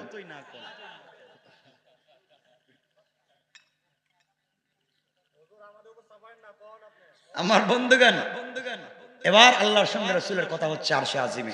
কোথায়? আরশে আজিমে আছেন না? কথা হইতেছে, অনেক কথা কথা বলতেছেন, কিছু কথা আছে গোপন কথা, এটা বলে দিই আপনাদেরকে। দেখবেন বন্ধু বন্ধুর সাথে কথা বলতেছে রেস্টুরেন্টে বসে, 50-60 জন বসা, এক বন্ধু আরেক বন্ধুকে বলছে দোস্ত ওই যে গতকালকে একটা কথা বলছিলাম না, এক জায়গায় যাবো। ওকে, কেউ বুঝলো না, এরা দুজন বুঝলো, ঠিক আছে না? সেই গোটা দুনিয়ার মানুষকে বুঝতে না দিয়া বন্ধু বন্ধুর সঙ্গে ইশারায় সাংকেতিক চিহ্নে কথা বলছে। দোস্ত তুমি জানো আমি জানি, আলিফ লাম মিম কাফ হা ইয়া আইন সাদ, আলিফ লাম রা তা সিন ইয়াসিন কাফ হা ইয়া আইন সাদ তা সিন মিম কাফ। এইভাবে আল্লাহ তার বন্ধুর সাথে কথা বলেছেন ইশারা ইঙ্গিতে, দুনিয়ার কেউ জানে না। আল্লাহু আকবার। এটার নাম হুরুফে মুকাত্তাআত। কেউ বুঝে নাই, শুধু বন্ধু বন্ধুরটা বুঝছে। কথা চলতে আছে, হঠাৎ করে আল্লাহ বলছেন, বন্ধু কিছু চাইবা? আল্লাহ অনেক কিছুই তো দিলেন আপনি। আপনারা মনে করতেছেন নামাজের কথা বলবে, এটা আপনারা কমন জানেন, ওগুলো আমার মূল উদ্দেশ্য না। উদ্দেশ্য ওয়ারাফা'না লাকা যিকরা, সম্মানটা কোথায় দিলেন এটা বুঝাবো। আল্লাহ তুমি তো সব নবীদেরকে এক একটা দোয়া শিক্ষা দিছো, দোয়া করলে কবুল, আমার একটা দোয়া শিখাও না। আল্লাহ বলছেন, বন্ধু তোমার একটা দোয়া শিক্ষা দিব। এই দোয়াটা যদি তুমি দুনিয়ায় গিয়া উম্মতের জন্য দোয়া করো, আমি তোমার উম্মতকে মাফ করে দেব। নবীজি বলেন, আল্লাহ শিখান না এই দোয়াটা, মানে আল্লাহ রাসূলের পাককে শিখাইয়া দিলেন। এই দোয়াটা কি আমি বলবো? বলেন, কত সহজ, শুধু নিবেন, শুধু নিবেন, কিছু দিবেন না, এটা তো হয় না। শুনেন, আল্লাহ রাসূলের পাককে দোয়া শিক্ষা দিয়ে বলছেন, বন্ধু দুনিয়ায় গিয়ে দোয়াটা কইরো, তোমার উম্মত জাহান্নামে যাবে না। নবীজি দোয়া শিক্ষা করার পরে দাঁড়ায় বলছেন, আল্লাহ আপনি আমার কি বোকা পাইছেন যে আমি দোয়া গিয়া দুনিয়ায় করব? তাইলে কি দোয়া করবা না? না, এই দোয়া দুনিয়া করতাম না, আমি রাইখা দিলাম। তাইলে কি? আল্লাহ কিয়ামতের দিনে যখন সবার পরে মুসিবত আসবে, ওই সময় আমি কিয়ামতের দিনে জাহান্নামের গেইটে দাঁড়াইয়া আমি আমার উম্মতের জন্য এই দোয়া করব। আমার বিশ্বাস তুমি একটা উম্মতকেও জাহান্নামে দিতে পারবে না। আল্লাহ বলছেন, বন্ধু আমি জানি তুমি কথাই বলবা, কারণ তুমি সবথেকে বেশি জ্ঞানী। জানি তুমি তোমার উম্মতের দরদ নিয়ে চলো, তোমার উম্মতকে জাহান্নামে যাইতে দিবা না। আল্লাহ আমি কথা দিলাম, আমি কথা দিলাম জাহান্নামের গেইটে দাঁড়িয়ে দোয়া করব, আমার একটা উম্মতকে জাহান্নামে যাইতে দিব না। আল্লাহ বলেন, বন্ধু আমিও কথা দিলাম, তুমি দোয়া করলে আমিও তোমাকে ফিরাইয়া দিব না। কথা চলতেছে আরশে আজিমে, দুজনের কথা চলতেছে। এখানে তিনটা ব্যাখ্যা। এই যে রাসূল পাক দোয়া করবেন জাহান্নামের সামনে দাঁড়াইয়া, এই দোয়ার আগে তিনি একবারে বাইতুল মামুর আর দুনিয়ার জমিনে হচ্ছে বাইতুল্লাহ। আল্লাহ পাক রব্বুল ইজ্জত ওয়াল জালালের পয়গম্বর কিয়ামতের দিনে মাকামে মাহমুদে পড়ে কাঁদবেন। এই কান্নার পরে আল্লাহ তাকে বসবার কথা বলবেন, তার মুনাজাতকে কবুল করবেন, এরপরে বিচার কার্য শুরু করবার কথা বলবেন। বিচারের সময় রাসূল কোথায় থাকবেন, এটা হচ্ছে মূল বিষয়। আমরা এখানে থাকি ওয়ারাফা'না লাকা যিকরাক, রাসূলের সঙ্গে আল্লাহর কথা হচ্ছে কোথায়। আমরা এখানে বিষয়টাকে রাখলাম, এভাবে আমরা অন্যদিকে যাচ্ছি না, রাখলাম যে রাসূল এখন কোথায় আছেন। সবাই বলেন না কেন, কার সাথে কথা বলতেছেন? এখানে থাকো, একটু কথাবার্তা বলো। আমরা এখন যাই, ওই যে আল্লাহ যে বলছেন তিনি দেখা করবেন কোথায়, কোন জান্নাতে? আমরা একটু দারুস সালামে যাই নাকি, দেখে আসি যে দেখা করবেন এই বাড়িটা কেমন। দেখছেন না, বিয়ে শাদীর আগে মেয়ের বাড়ি থেকে ছেলের বাড়িতে যায়, বাড়িঘর কেমন আছে দেখি, ওয়াশরুম ঠিক আছে নি, যায় না, দেখতে যায় না? তো আমরা এখন দেখতে যাই। সুবহানাল্লাহ বললেন না? না আপনাদের আওয়াজে মনে হইতেছে যাওয়ার দরকার নেই মনে হয়। তাহলে যাই, তাদের দুইজনকে রাইখা গেলাম কই, একটু গল্প গুজব করো, তাই না? তো আমরা একটু ঘুরে ঘুরে আসি। আমার মুসলমান বন্ধুগণ, এই দারুস সালামে যেতে হলে আরো দুইটা গুণ লাগবে। এতক্ষণ আলোচনা করে দুই গুণের কথা বলছি। এক নাম্বার, অহংকার করা যাবে না। দুই নাম্বার, গালি দিলে জবাব দেওয়া যাবে না। মনে আসেনি? আমি যত ওয়াজ করি আমার মূল বিষয় ভুলে যাব না। দুটা গুণ বলছি, এক নাম্বার অহংকার করা যাবে না, দুই নাম্বার গালি দেওয়া যাবে না। আর এই জান্নাতে যেতে হলে আরো দুই গুণ লাগবে। কয় গুণ? এরপরের গুণ আল্লাহ বলছেন, ওয়াল্লাযীনা ইয়াবিতুনা লিরাব্বিহিম সুজদান ওয়া কিয়ামা। আমার আল্লাহ বলছেন, মুসলমানেরা, আল্লাহর গোলামের তিন নাম্বার গুণ হলো, আমার গোলাম বিপদে পড়ে গেলে রুকু করবে আমি আল্লাহর পায়ে, সিজদা করবে আমি আল্লাহর পায়ে, সুজদা ওয়া কিয়ামা, দাঁড়াবে আমার জন্য, সিজদা করবে আমার জন্য। অর্থাৎ যারা দারুস সালামে যেতে চায় তারা আমি আল্লাহর জন্য দাঁড়াবে, তারা আমি আল্লাহর জন্য সিজদা করবে। সুতরাং আজকালকে যারা আল্লাহর পা ছাড়া পীরের পায়ে সিজদা করে, মাজারে গিয়া সিজদা করে, আল্লাহর কসম, আল্লাহর কসম, তারা আল্লাহর গোলাম হতে পারে না। এটা হচ্ছে আয়াতের ব্যাখ্যা। আল্লাহ বলছেন সুজদা ওয়া কিয়ামা, সেজদা আমার জন্য, কিয়াম মানে দাঁড়ানো আমার জন্য। কারোর জন্য দাঁড়ানো যাবে না, কারোর জন্য মাথা নিচু করা যাবে না, সব আমার জন্য। আমি বলছি, আল্লাহ বলছেন। সুতরাং জান্নাতে যেতে হলে আল্লাহর গোলামের 3 নাম্বার গুণ রুকু সেজদা আমার পায়ে না আল্লাহর পায়ে। তা আপনারা তো পীর সাহেবের পায়ে সেজদা দেন, এলাকায় নাই মনে হয়, দিয়েন না প্লিজ, দিয়েন না। মাজারে কিছু চাইয়েন না, কিছু হইলেই তো আপনারা শাহজালালের মাজারে যান। বউর বাচ্চা হইতেছে না, 10 বছর বিয়ে করছেন, চল শাহজালালের মাজারে, আব্বার কাছে কম। হারাম। আমি যদিও ঢাকা শহরে থাকি, আমারও জন্ম সিলেট শহরে, ওখানে কিচ্ছু নাই। শাহজালাল মস্ত বড় বুজুর্গ, আল্লাহর ওলি, সন্দেহ নাই, আল্লাহর মস্ত বড় বুজুর্গ।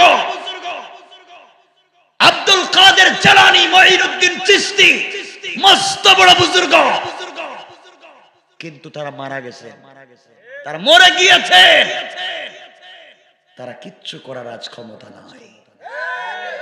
যারা মরে যায় কিচ্ছু করার ক্ষমতা নাই। আব্দুল কাদের জিলানী চাইলে আজকের রাত্রে তিনি আল্লাহর কদমে সেজদা দিতে পারবেন, তিনি চাইলে 2 রাকাত নামাজ পড়তে পারবেন, মরে গিয়েছেন।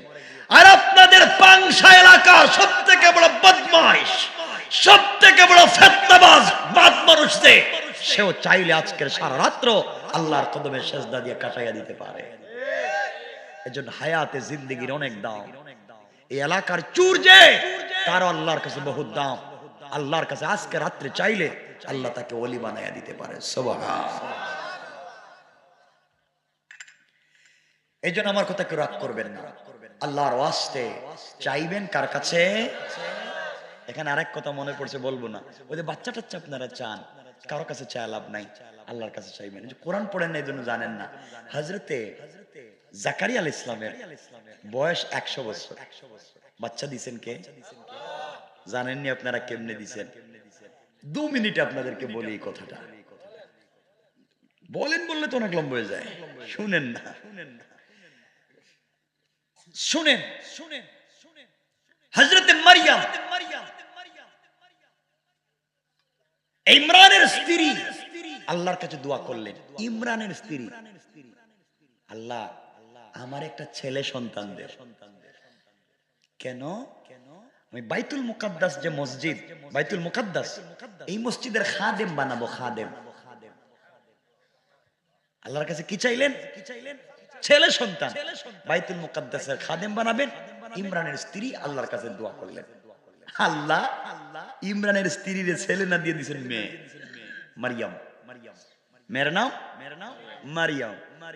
আল্লাহর কাছে বলছেন, আল্লাহ চাইলাম ছেলে, দিলেন আপনি মেয়ে, আমি মেয়ে দিয়ে কি করবো? আমি তো মসজিদের খাদেম বানাতে চাই। আল্লাহ বললেন, মারইয়াম, ইমরানের স্ত্রীকে বলছেন, দেখো যে মেয়েকে দিছি, এই মেয়েটার এই মসজিদের খাদেম বানাইয়া দাও। সুবহানাল্লাহ। আসতে বললেন কেন? মারইয়াম রে বানাইছেন মসজিদের খাদেম। মারইয়াম বড় হয়ে গেছেন, মসজিদের খেদমত করেন, ঝাড়ু টাড়ু দেন, পরিষ্কার করেন। মহিলা মানুষ, মসজিদের সাথে একটা রুম বানিয়ে দিয়েছেন, এলাকার খিদমত চলতেছে, মারইয়াম খিদমত করেন। জোয়ান হয়ে গিয়েছেন, বড় হয়ে গিয়েছেন, মানুষও খুব সম্মান করে, হাদিয়া তুফা দেয়, তেল পানি পড়ে নিয়ে যায়। মারইয়াম একজন মহিলার কাছ থেকে মসজিদের খিদমত করে। হঠাৎ করে একদিন জিবরিল আমিন এসে বলছেন, মারইয়াম কি তোমার একটা ছেলে হবে। সুবহানাল্লাহ। আর একটু জোরে কর না, সুবহানাল্লাহ। মারইয়াম বলতেছেন, আপনি কে? আমি তো জিবরাইল। আমার ছেলে হবে মানে? আমি বিয়ে শাদী করিনি, কোন ছেলে আমার স্পর্শ করেনি, আপনি কোন আমার বাচ্চা হবে? হবে, বাচ্চা শুধু না, ছেলে হবে। ও ভাই, আপনি কি বলতেছেন? শুধু ছেলে নাই, ছেলের নাম হবে ঈসা। ও ছেলের নামও আপনি জানেন? ও জানি তো। এরপরে আপনার ছেলে জন্ম নিয়াই জোয়ান মানুষের মতো কথা বলবে। মারইয়াম বলতেছেন, আপনি কি বলতেছেন? পাগল হইছেন?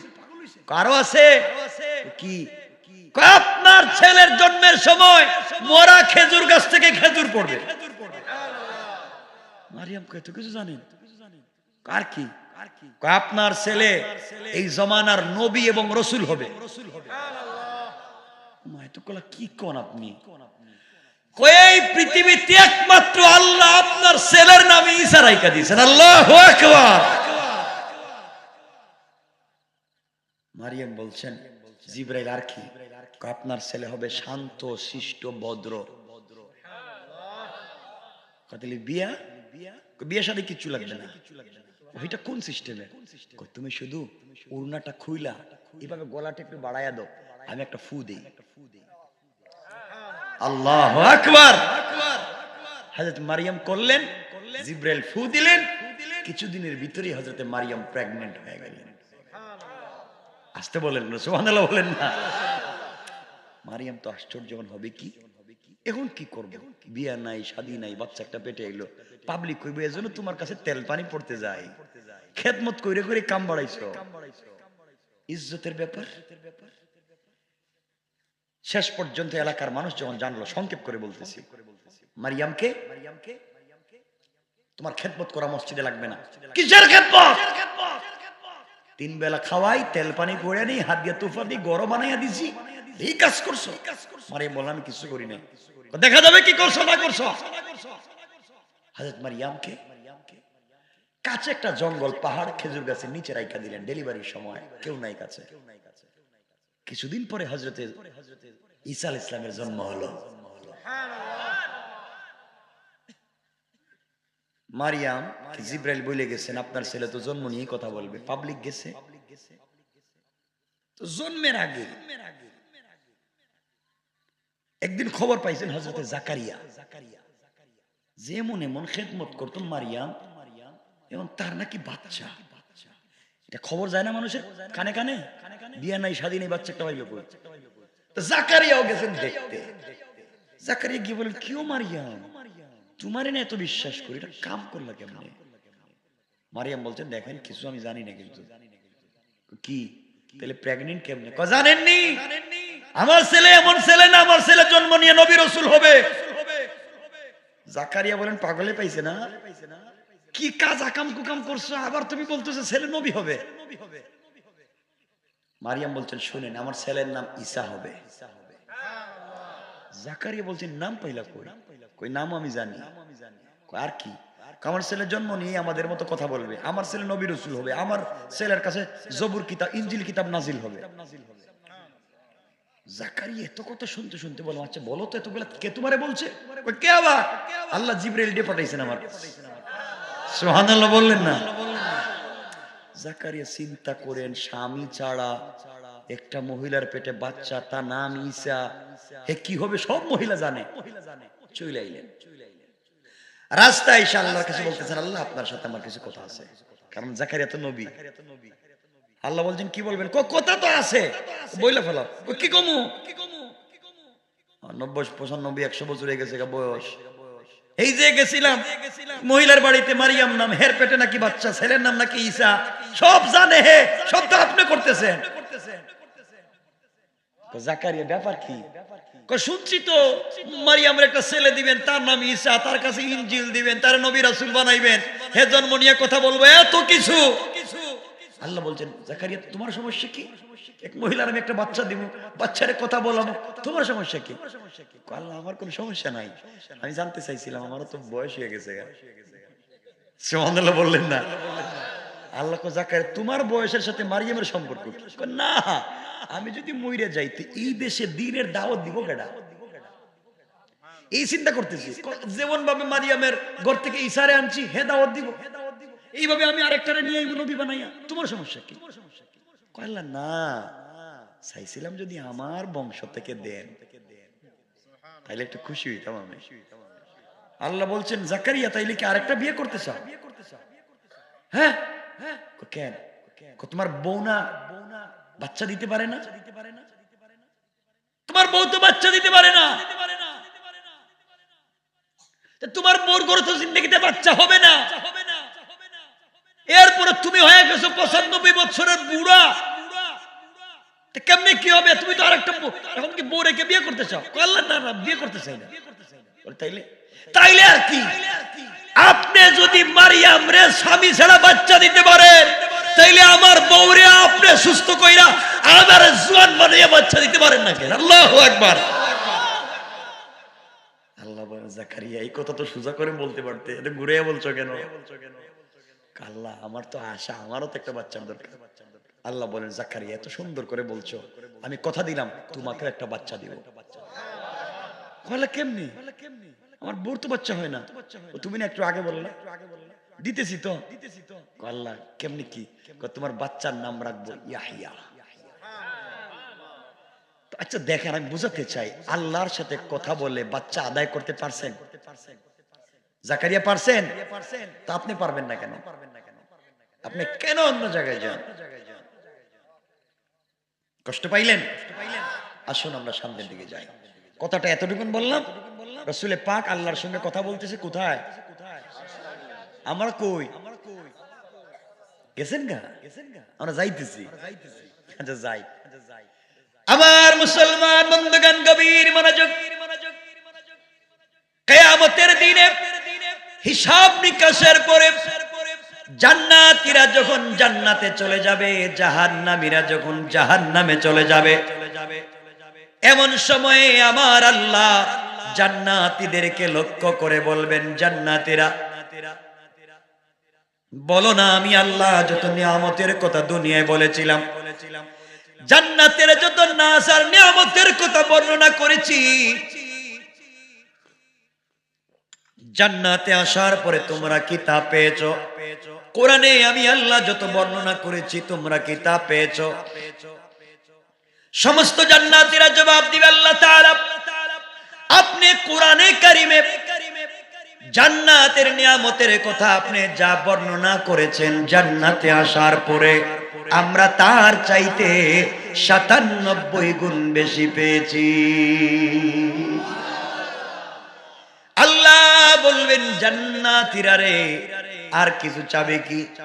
জান্নাতীরা বলবে, আল্লাহ একটা বাড়ির জায়গায় ৯৭, একটা গাড়ির জায়গায় ৯৭, যা চাইলাম ৯৭ গুণ বেশি দিলা, আর কি চাইবো? আল্লাহ বলবেন, তাকায়া দেখো মন কিছু চায়নি। সাধারণ জান্নাতীরা জবাব দিতে পারবে না। সমস্ত জান্নাতীরা মিলে উলামায়ে কেরামের কাছে যাবেন, আলেম ওলামাদের কাছে যাবেন, মোল্লা মৌলবীদের কাছে যাবেন, আর বলবেন, হুজুর আপনাদের ওয়াজ শুনে শুনে জান্নাত পর্যন্ত এসেছি, জান্নাতের ৯৭ গুণ বেশি নিয়ামত পেয়েছি। আল্লাহ বলেছেন আর কিছু চাবো কি? আমরা তো জানি না আর কিছু চাওয়া লাগবে কি। আপনারাই আল্লাহর প্রশ্নের জবাব দিন। ওই সময় সমস্ত উলামায়ে কেরাম আল্লাহকে ডাক দিয়া বলবেন, আল্লাহ দুনিয়ার জমিনে তোমাকে না দেখে ইবাদত করেছি, আয় আল্লাহ তাআলা দুনিয়ার জমিনে তোমাকে না দেখে গভীর রাত্রে সিজদা করেছি। আল্লাহ তুমি যে হুকুম দিয়েছো তোমার হুকুমগুলা পালন করেছি। তুমি বলেছো হারাম খাওয়া যাবে না, জীবনে হারাম খাইনি। তোমার কদমে গভীর রাত্রে সিজদা করেছি। আল্লাহ তাআলা জান্নাতে এসেছি, জান্নাতের নাজ নিয়ামত পেয়েছি, জান্নাতের হুর গিলমান পেয়েছি, জান্নাতের বিল্ডিং বালাখানা পেয়েছি, জান্নাতের আঙ্গুর আপেল পেয়েছি, জান্নাতের সুন্দরী নারী পেয়েছি। আল্লাহ তাআলা এগুলা পাওয়ার জন্য দুনিয়ার জমিনে ইবাদত করি নাই। দুনিয়ার জমিনে যথেষ্ট সুন্দরী নারী ছিল, দুনিয়ার জমিনে যথেষ্ট আঙ্গুর আপেল ছিল, বিল্ডিং বালাখানা ছিল, সব কিছুতে লাথি মেরে ফেলে দিয়া গভীর রাত্রে ঠান্ডা পানি দিয়ে ওযু করে তোমার কদমে সিজদায় পড়েছি। মনে বড় আশা ছিল,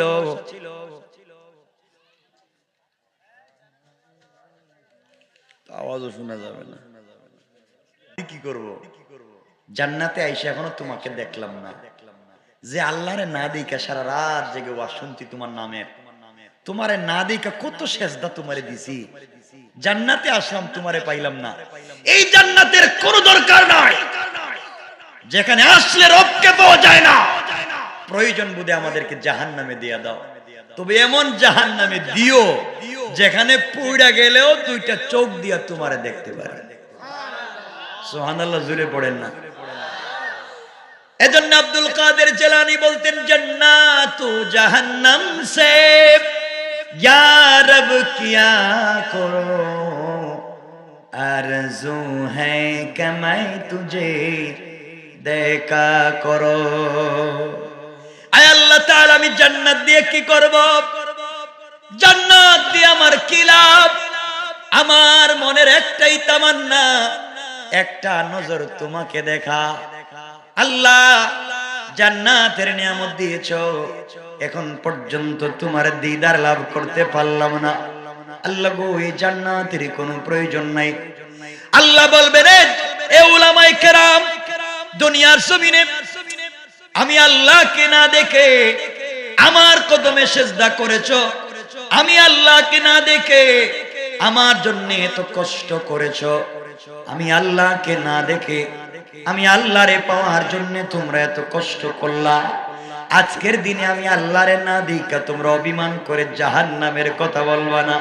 যাও রে, দারুস সালাম নামক একটা জান্নাত আছে, ওই জান্নাতে আমি আল্লাহ একটা প্রোগ্রাম করব, ওখানেই তোমাদের সঙ্গে আমি আল্লাহর দেখা হবে। পড়েন সুবহানাল্লাহ।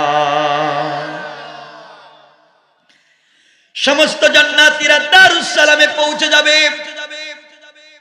দারুস সালামে জান্নাতীরা যাওয়ার পরে এক একটা চেয়ারে বসবেন। এটা দুনিয়ার কাঠের চেয়ার না, প্লাস্টিকের চেয়ার না, এক একটা চেয়ার হীরা জবরজত ইয়াকুত মণি মুক্তা পাথর দিয়ে তৈরি করা। এক একটা চেয়ার জমিন থেকে আসমান পর্যন্ত উঁচা।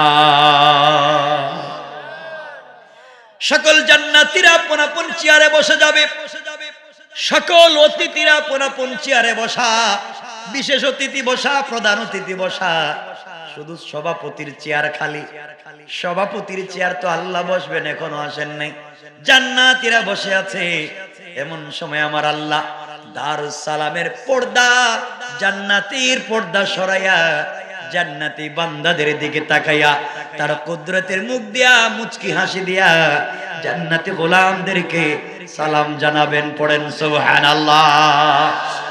আমার আল্লাহ সালাম দিবেন, আসসালামু আলাইকুম ইয়া ইবাদি। হে আমার কলিজার টুকরা বান্দারা, সারা জীবন তোমরা সালাম দিছো। আল্লাহর রাসূলের সঙ্গে আমি মেরাজের রাত্রে ওয়াদা দিয়েছিলাম সালাম দিব রে। এই মুহূর্তে আমি আল্লাহ তোমাদেরকে সালাম দিয়ে দিলাম। জান্নাতীরা আল্লাহর চেহারার দিকে তাকায়া আল্লাহর দেখার আশা নাই আপনাদের? জীবনের একটাই তো চাওয়া, আল্লাহর দিদার, আর কিচ্ছুর দরকার নাই, রবের দিদার। পাবলিক আল্লাহর চেহারার দিকে তাকাইয়া তাকাইছিল যে কয়েকশো বছর নাই। কি দেখতেছে? আল্লাহ সভাপতির চেয়ারে বসা, প্রধান অতিথির চেয়ারে বিশ্বনবী সবাই বসা। আল্লাহ জিজ্ঞাসা করবেন, তোমরা সবাই ভালো আছো? জান্নাতে আসছো, কষ্ট হইতেছে না তো? না বুঝলেন, আমি জিগাইতেছি। আল্লাহ জিগাইবেন ওই দিন। দেখছেন মাশাআল্লাহ কি শখ। এমন সময় আল্লাহ হুর গেলমানদেরকে, খাদেমদেরকে বলবেন, কোথায়? আমি আমার জান্নাতি গোলামদের সঙ্গে ওয়াদা দিয়েছিলাম, জান্নাতে আসলে তাদেরকে আমি আল্লাহ প্রথম নাস্তাটা আমি করাবো। সুবহানাল্লাহ। তো আসতে বলেন কেন? নাস্তা কে করাবেন? আল্লাহ। আমার আল্লাহ হুর গেলমান খাদেমাদেরকে ডাকবেন, কোথায় রে, আসো। এদিকে আমার আল্লাহ হামদে বারি তাআলা পরিবেশন করার জন্য ইসরাফিলকে বলবেন, আপনি দাঁড়ান, হামদে বারি তাআলা পরিবেশন করে আমার বান্দাদেরকে শোনায়া দেন। ইসরাফিল ফেরেশতাদের মধ্যে সবথেকে সুন্দর কণ্ঠের অধিকারী। ইসরাফিল দাঁড়াইয়া যাবেন হামদে বারি তাআলা পরিবেশন করবার জন্য।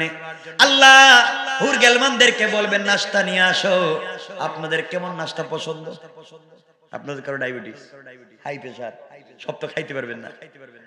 মিষ্টি নাই, আমার আল্লাহ বলবেন জান্নাতীরা শোনো, ও খাদেমেরা শোনো, গোটা দুনিয়ার মাটি চিপে রস বাহির করে ওই রস দিয়া খাই বানায়া খামির বানায়া রুটি তৈরি করো। এই রুটির মধ্যে আঙ্গুরের ফ্লেভার, বেদানার ফ্লেভার, মাল্টার ফ্লেভার, আপেলের ফ্লেভার আসেনি, সব কিছু আছে। আল্লাহ বলবেন রুটি তৈরি করো, আর পৃথিবীর যত ধরনের মাছ আছে রে, সকল মাছের কলিজা বোনা করে এক একজন জান্নাতীর সামনে ৮০,০০০ খাদেমা ২ হাতে ১,৬০,০০০ নাস্তার প্লেট নিয়া এক একজন জান্নাতীর সামনে হাজির হয়ে যায়।